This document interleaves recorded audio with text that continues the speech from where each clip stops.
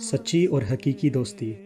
حضرت مسیح موعود علیہ السلام سنایا کرتے تھے کہ کوئی امیر تھا جس کے بہت سے دوست تھے، لیکن وہ ایک غریب آدمی سے سب سے زیادہ تعلق رکھا کرتا تھا۔ اس کی بیوی اسے ملامت کرتی کہ تم اس شخص سے مل کر اپنی ذلت کراتے ہو۔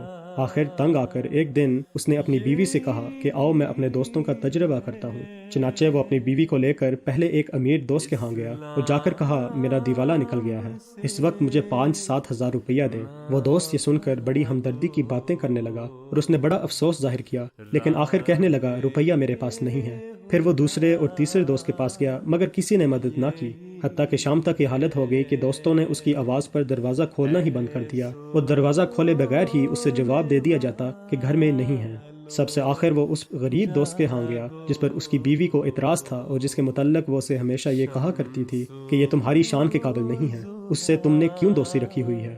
وہ اس کے پاس گیا، اس وقت رات ہو چکی تھی، اور جا کر اس دوست کو آواز دے کر کہنے لگا جلدی باہر آئیے۔ جب وہ تھوڑی دیر تک باہر نہ آیا تو بیوی نے کہا دیکھا اس نے بھی تمہاری کوئی پرواہ نہیں کی۔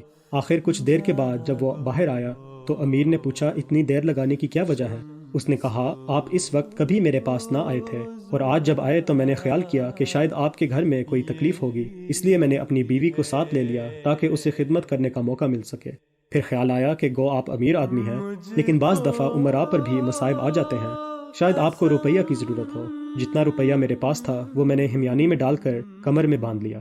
پھر خیال آیا شاید جان دینے کی ضرورت ہو، اس لیے میں نے تلوار گلے میں لٹکا لی۔ اس تیاری میں دیر لگ گئی، اب میں حاضر ہوں اور جہاں کہتے ہو چلنے کے لیے تیار ہوں۔